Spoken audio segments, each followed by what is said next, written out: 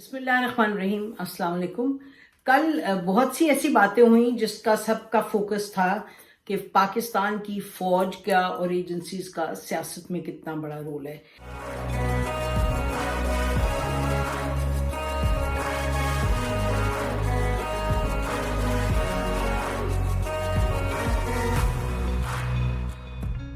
सबसे पहले तो हमने ये देखा कि फवाद चौधरी साहब ने काशिफ अब्बासी के प्रोग्राम में बड़े खुल के कहा।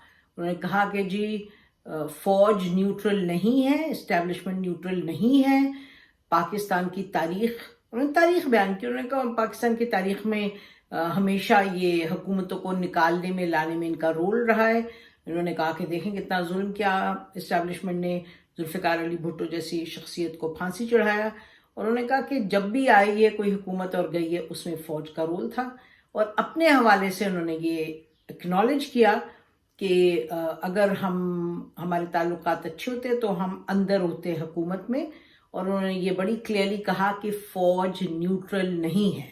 उन्होंने कहा ये न्यूट्रल नहीं है, ये यानी कि पहले हमारे साथ थी और फिर अब हमारे खिलाफ है। पहले इधर थी फिर उधर थी। काशिफ अब्बासी ने उनको कहा कि जी आप इस पर बात करें, खुल के कहें। तो उन्होंने कहा कुछ आप भी कहें। तो उन्होंने कहा ठीक है जी, पहले इधर थी हमारे साथ थी फिर अब हमारे खिलाफ है। तो ये जो तमाम न्यूट्रल की जो बात कह रहे थे उसको भी इन्होंने साइड पे किया और बात खुल के की कि जी फौज अब हमारे खिलाफ है, पहले हमारे साथ थी। साथ ये भी कह दिया उन्होंने कि जी हम गए और 5-6 जून की बात हुई कि जी वहाँ उनसे मुलाकात हुई। यानी कि मुलाकातें होती रहती हैं, ये भी गए और जुल्फी बुखारी भी गए, उसका भी इन्होंने जिक्र किया कि अच्छी गुफ्तगू होती है।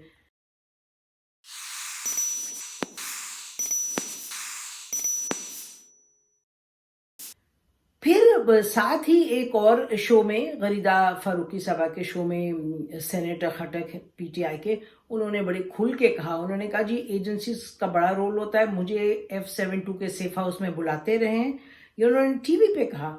उन्होंने कहा कि हमें बुलाते रहे और वहाँ कि आप ये करें, ऐसे करें, वैसे करें। तो ऐसी तो कोई बात नहीं कि फौज और एजेंसीज इन्वॉल्व नहीं है, उनका एक रोल रहा है और उन्होंने मिल के हमें हटाया इस वक्त। यानी कि हुकूमत जो हमारी गई है वो इनकी वजह से गई है। तो मेरा ख्याल है कि ये पाकिस्तान की तारीख में की तो ये मुसद्दिका बात है। तो ये कल आपने सुना कि अब बिल्कुल क्लियरली ये कह दिया इन्होंने। पीटीआई के लोगों ने जो पहले न्यूट्रल मेरा ख्याल है ऐसी न्यूट्रल कह रहे थे, ज़्यादा नहीं खुल के कहना चाहते थे, तो कल खुल के बड़ी क्लियरली कह दिया।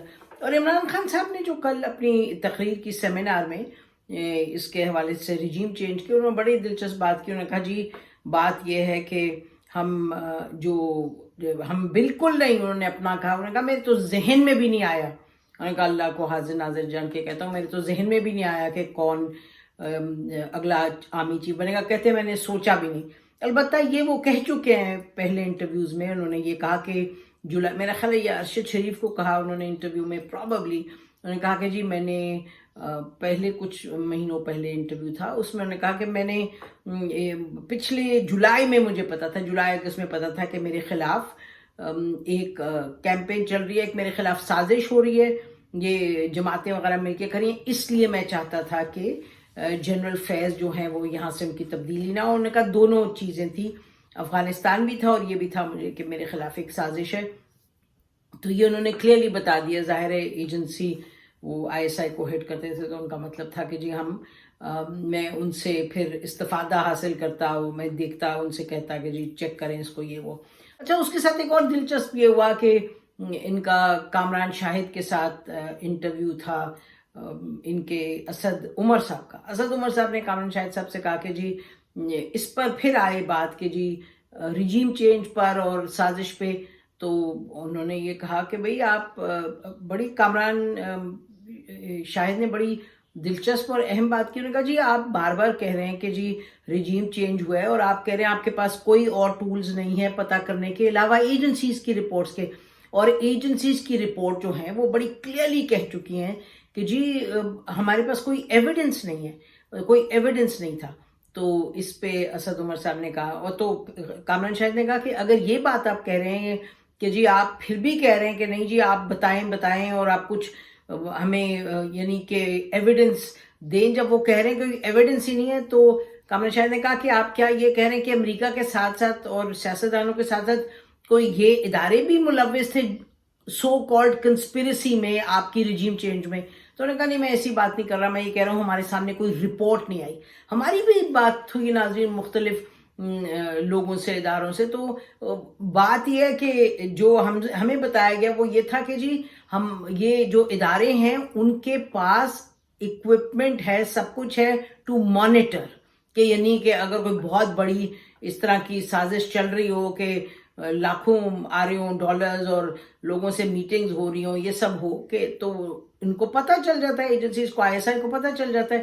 تو آئی ایس آئی کو اگر نہیں پتہ چلا، ہم نے تو اس وقت بھی یہ کانٹیکٹ کر کے پتہ کرنے کی کوشش کیجئے کچھ ہوا. ہمیں یہ بتایا گیا کہ جی ہم نے وہ دیکھی ہے سائفر ٹیلی گرام ایجنسیز کی طرف سے، لیکن اس میں کوئی ایسی بات نہیں ہے، یعنی کہ اس سے سازش کا نہیں آگے آپ اخذ کر سکتے. اور یہ پہلے بھی ہم آپ کو بتا چکے ہیں کہ ایک سرونگ جنرل ہے جنہوں نے ہمیں کہا کہ جی کمیٹی میں یہ بات ہوئی کہ یہ چیز ہے، یہ کوٹ کیا کہ اس سے مداخلت کا پتہ چلتا ہے، لیکن اس سے یہ نہیں پتہ چلتا کہ جی اس کے بعد سازش ہوئی. انہوں نے کہا جو سازش کی بات ہے، جو وہاں منسٹرز بیٹھے تھے، ایک منسٹر کی اوپینین تھی اور ہم نے وہاں یہ کہہ دیا تھا. ون سرونگ جنرل سیڈ کہ یہ آپ کی اوپینین ہے، یہ اس میں کوئی ایویڈنس نہیں ہے. تو پھر میرا خیال ہے کہ یہ بات پھر سے اٹھ رہی ہے کہ آپ کمیشن کیوں نہیں بناتے. ہم نے بار بار کہا ہے کہ چاہیے پرائم منسٹر کو کہ کمیشن بنائیں.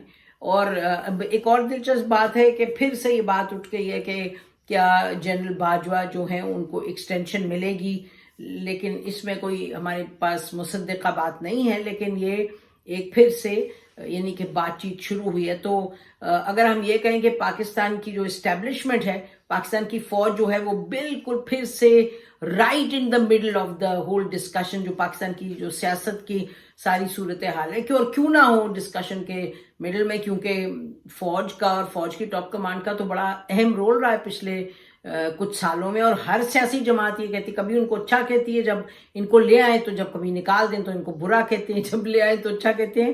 یہ ایک تماشا چل رہا ہے. لیکن بہرحال دیکھتے ہیں بات کدھر جاتی ہے. لیکن یہ 3-4 اہم معاملات تھے، ہم نے کہا یہ آپ کو یہ گوش گزار کریں. ہماری طرف سے آج اتنا ہے.